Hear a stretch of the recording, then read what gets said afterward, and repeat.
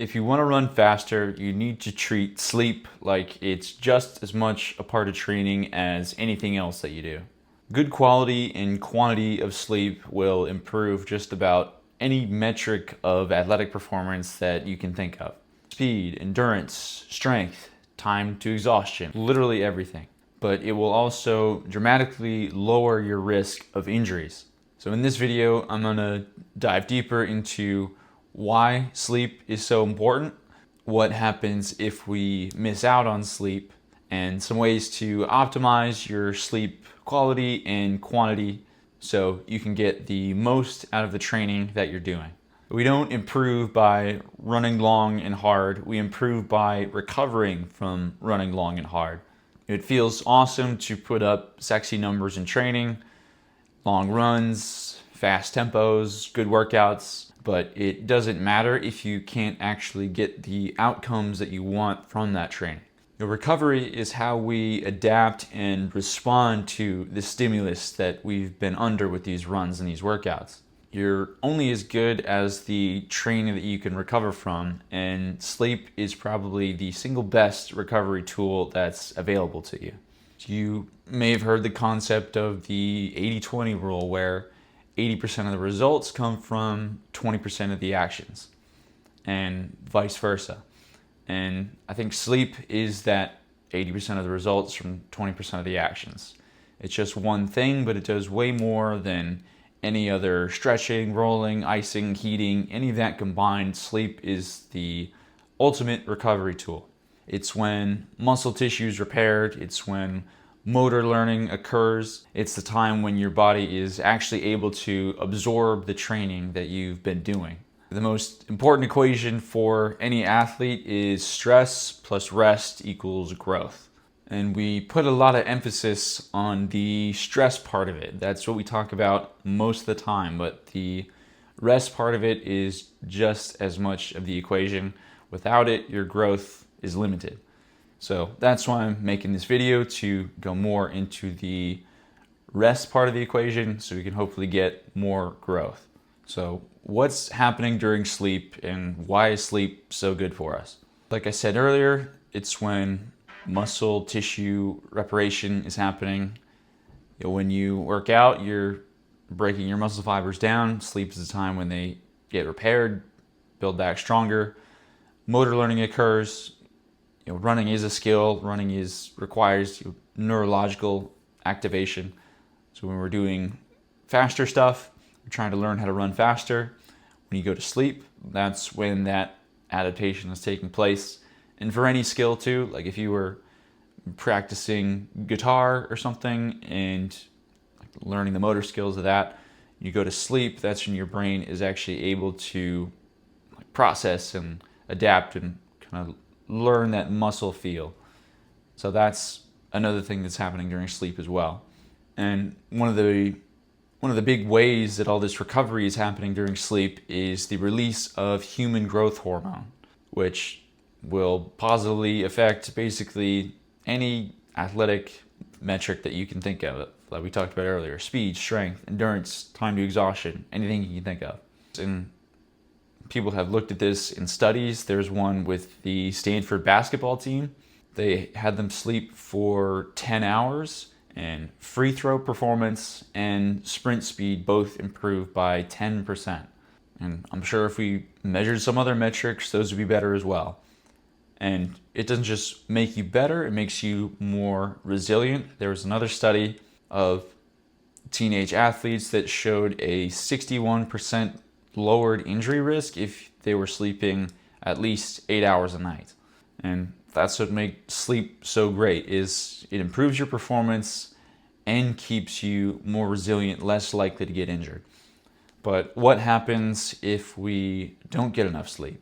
Without sufficient sleep, your body's not actually properly adapting to the training stimulus that you're putting on it.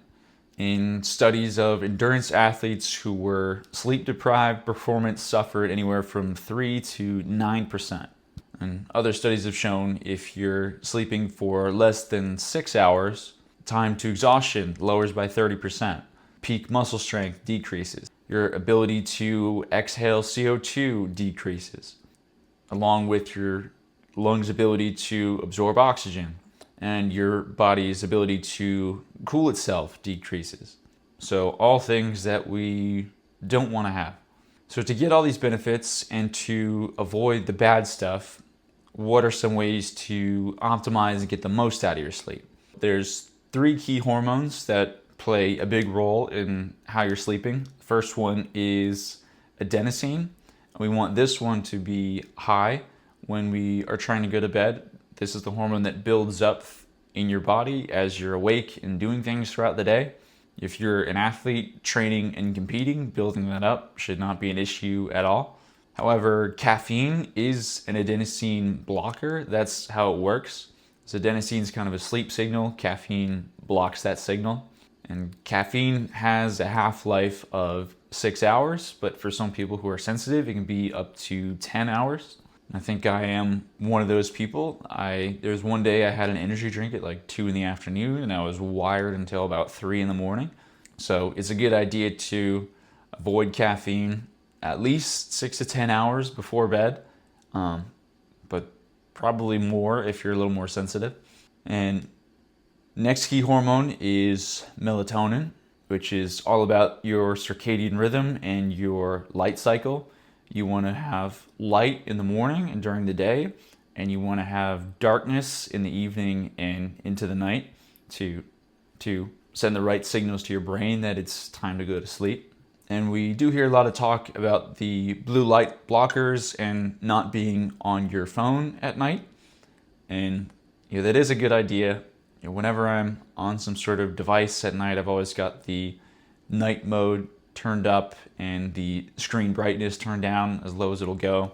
You do want it to be dark in the evening as much as you can get away with, but possibly even more importantly that people are kind of realizing now is it's not just about darkness at night, it's about light in the morning.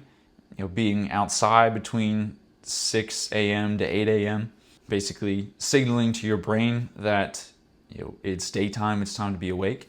And you can see this through lux measurement, which is a measurement of brightness during different situations. Indoors during the day, it's about 350. Phone screen in the dark room is only about 4, but outside during the day is over 60,000. So you can kind of get an idea of how bright these environments actually are. So just get some sunlight early during the day and avoid just really bright lights. Like don't have a fluorescent light in your bedroom before you're going to bed. And then last hormone is cortisol. This is the stress hormone. You don't want to be stressed out when you're trying to go to sleep. We talked about the phones and the blue light. Maybe not as big of a deal as we've made them out to be in the past, but the problem with the phones and the devices is kind of what we're doing on them. If we're on social media or getting into arguments with people in comment sections, like that is releasing cortisol, that's stimulating, it can be stressing you out. So we want to avoid that stuff before bed. It should be things that just calm you down if you're going to look at it at all. There's like cat and dog videos or something. Things that make you feel good, things that don't stress you out. Avoid the bad stuff. And managing these hormones and getting the most out of your sleep can be done really well through effective scheduling. There's some problems we have when we are scheduling our sleep, like not allocating enough time to actually get the sleep that you need. Inconsistency, we might be stable throughout the week, but we kind of throw everything off the rails on the weekends, or just staying up too late. So you want to get out in the morning, you want to get up at 6 a.m. Most people might say, all right, I'm going to go to bed at 10 o'clock to get 8 hours. But for most people, sleep efficiency is only 80 to 85%. So you might need to be in bed for 9 to 10 hours to actually get 8 hours of sleep. And ideally, you should be going to sleep and waking up at the same time every day. And the wake schedule is especially important because if you wake up around the same time every day, you'll be wanting to go to sleep at the same time every day, just naturally. I'm sure you've noticed that your body has a natural rhythm to it. Like once you get up around the same time, day after day after day, eventually you just start being awake at that time naturally. So you just got to get yourself into that rhythm. But in terms of going to bed, like ideally you want to be in bed at or before 10 p.m. That growth hormone, that HGH that we talked about earlier, is released from the pituitary gland and it's strongest between 10 p.m. and 2 a.m. during those first 4 hours or so of sleep. This is when all those benefits that we talked about earlier are largely happening. So you want to be asleep during that time window to take advantage of all those benefits. If you look throughout history and observe people in different cultures all over the world, like through centuries, most people tended to go to sleep at or a little before 10 p.m. So I think that's probably some sort of evolutionary reason why that phase of sleep is so critical. So you want to make sure that we're taking advantage of that. And some other things to consider, you want a cool room, like 60 to 68 degrees. It can be tough, especially during the summer months for some people, but you want to try to get it as cool as you can. You want to avoid late naps if you have trouble getting to sleep. My old coach used to say no naps after 1 p.m. And with your bed, you want to do your best to save it for sleep, but don't just make it a place to hang out, because then your brain is going to get associations with it that you don't really want. You want the association with your bed to be, this is the place to sleep. So hopefully all this information helps you get the most out of your sleep, so that way you can get the most out of your training. Like I said, you're only as good as the training that you can recover from. Make sure you're getting the most out of your sleep that you can. It's all back to the stress plus rest equals growth equation. If we want as much growth as we can't just focus on stress. We need to focus on rest as well.